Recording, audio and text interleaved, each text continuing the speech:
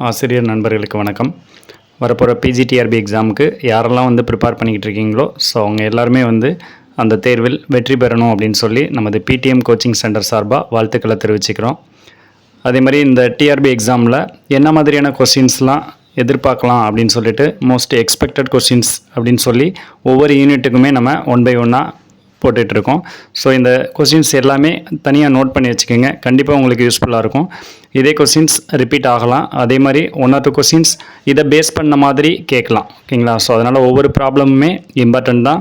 So ஒவ்வொரு ப்ராப்ளமும் பார்த்திங்கன்னா ஒவ்வொரு டைப்பில் இருக்க மாதிரி தான் இருக்கும். ஸோ நீங்கள் நிறைய மெத்தட்ஸை தெரிஞ்சுக்க முடியும். அதே மாதிரி ஏதாவது ஷார்ட்கட்ஸு அதுவுமே நம்ம யூஸ் பண்ணியிருப்போம். ஸோ அதெல்லாம் தனியாக ஒரு நோட்டில் என்ட்ரி பண்ணி வச்சுக்கோங்க. கண்டிப்பாக ஒன் பை ஒன்னாக ஃபாலோ பண்ணி வந்தீங்க அப்படின்னா உங்களுக்கு அந்த டிஆர்பி எக்ஸாமுக்கு ப்ராப்ளம்ஸ் அப்படின்றதே ஒரு பெரிய பிரச்சனையாக இருக்காது. ஈஸியாக நீங்கள் ஆன்சர் கொண்டு வர முடியும். ஓகே, ப்ராப்ளம் 6 பாருங்கள். Limit z tends to 0 1 minus cos z divided by 2 sin square z அப்படின்னு இருக்குது. ஸோ இந்த ஃபங்க்ஷனுக்கு லிமிட் z tends to 0 எப்படி வருது அப்படின்னு பார்க்கலாம். இப்போ இதில் பார்த்தீங்கன்னா ஜஸ்ட்டு ஃபார்முலா யூஸ் பண்ணி நம்ம இதை எக்ஸ்பேண்ட் பண்ணிக்க முடியும். அதாவது லிமிட் z tends to 0 அப்படியே இருக்கட்டும். 1 minus cos z நியூமரேட்டர் பார்ட்டும் அப்படியே வச்சுக்கலாம். Divided by 2 sin square z இருக்கா, இந்த 2 அப்படியே வச்சுக்கோங்க. sin square z எப்படி எழுதிக்கலாம்னா நமக்கு ஆல்ரெடி ஃபார்முலா தெரியும். அதாவது sin square z plus cos square z அப்படின்னா 1ன்னு தெரியும். ஸோ இதுலேருந்து என்ன பண்ணிக்கலாம் அப்படின்னு பார்த்தீங்கன்னா sin square z தானே இருக்குது. அப்போ இந்த sin square z மட்டும் அப்படியே வச்சுக்கோங்க. இதை இந்த சைட் கொண்டு வந்துடலாம். 1 minus cos square z அப்படின்னு வரும். ஸோ அதை இங்கே ரீப்ளேஸ் பண்ண போகிறேன். இந்த sin square zக்கு பதிலாக 1 minus cos square z அப்படின்னு வந்துடும். இப்போ இதுலேயுமே நம்ம ஜஸ்ட்டு எக்ஸ்பிளைன் பண்ணிக்க முடியும். என்ன ரீசன் அப்படின்னு பார்த்தீங்கன்னா limit z tends to 0 1 minus cos z இருக்கா.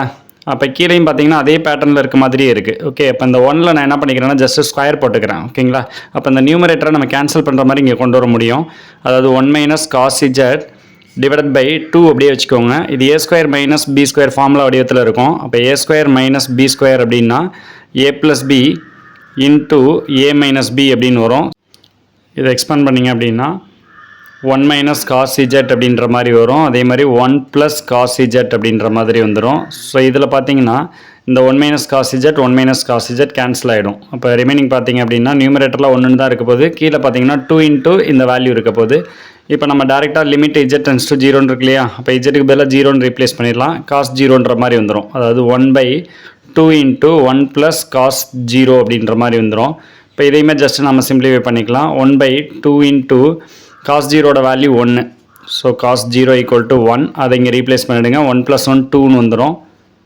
இப்போ இதை ஜஸ்ட் சிம்பிளை பண்ணிங்கன்னா 1/4 அப்படின்னு வரும். இதுதான் இந்த ஃபங்க்ஷனுக்கான லிமிட் வேல்யூ அப்படின்னு அர்த்தம்.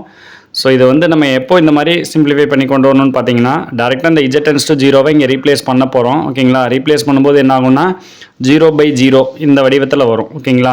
ஸோ இந்த வடிவத்தில் வந்துச்சு அப்படின்னா நம்ம இந்த மாதிரி அந்த ஃபங்க்ஷனை நம்ம எதாவது ஃபார்முலாஸ் யூஸ் பண்ணி சிம்பிளிஃபை பண்ணி அதுக்கப்புறம் அதே limit value z tends to 0வை ரீப்ளேஸ் பண்ணுற மாதிரி வரும். ஓகேங்களா? ஸோ இது ஒரு மெத்தட். இன்னொரு மெத்தட் என்ன அப்படின்னு பார்த்தீங்கன்னா இந்த மாதிரி 0/0ல் வந்ததுன்னா எல் ஹாபிட்டல் ரூல் யூஸ் பண்ணிக்கலாம். அதாவது டேரெக்டாக நியூமரேட்டரை நம்ம டிஃப்ரென்சேஷன் பண்ணணும் ஒரு டைம். அதே மாதிரி டினாமினேட்டரை 1 டைம் நம்ம டிஃப்ரென்சேஷன் பண்ணணும்.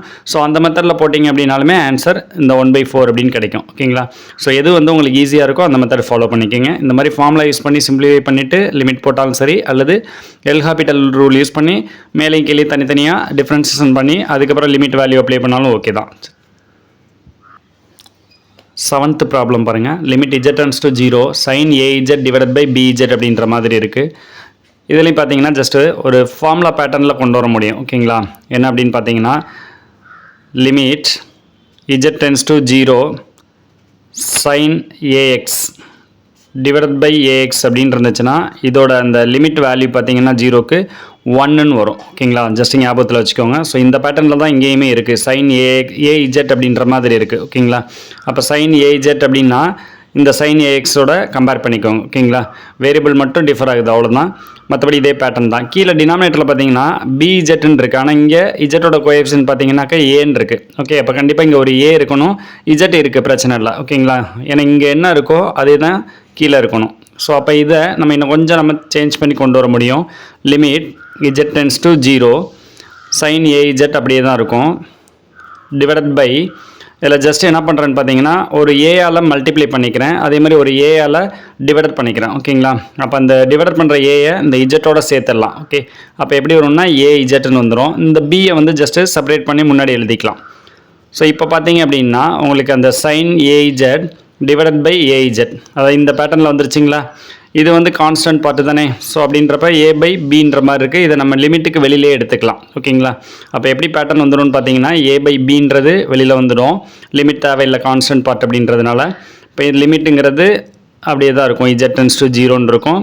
சைன் ஏஇஜெட் டிவைடட் பை ஏஇஜெட் அப்படின்ற மாதிரி வந்துடும். அப்போ இதுக்கு பதிலாக நம்ம என்ன ரீப்ளேஸ் பண்ணிக்கலாம்னா 1ன்னு ரீப்ளேஸ் பண்ணிக்கலாம். ஓகே, அப்போ ஏ பை பி இன்ட்டு 1 அப்படின்னா ஆன்சர் பார்த்தீங்கன்னா ஏ பை பின்னு வரும். ஸோ இதுதான் இந்த ஃபங்க்ஷனுக்கான லிமிட் வேல்யூ. ஓகே, இதுவுமே எப்போ இந்த மாதிரி நம்ம கொண்டு வருவோம் அப்படின்னு பார்த்தீங்கன்னா இஜெட் டென்ஸ் டு 0வா, நம்ம இந்த 0 வந்து இஜெட்டுக்கு பதிலாக ரீப்ளேஸ் பண்ணோம்னா சைன் 0ன்னு வரும். சைன் 0னா 0 தான். அதே மாதிரி இங்கே 0 அப்ளை பண்ணிங்கன்னா 0 இன்ட்டு பி 0ன்னு தான் வரப்போகுது. இப்போ 0/0ங்கிற அந்த ஃபார்ம் வரும். ஓகேங்களா? அந்த மாதிரி 0/0 வந்ததுனால தான் நம்ம இந்த மாதிரிலாம் ஏதாவது சிம்பிளிஃபை பண்ணணும் அல்லது ஃபார்முலா வடிவத்தில் சேஞ்ச் பண்ணி இந்த மாதிரி லிமிட் வேல்யூ கண்டுபிடிக்கணும்.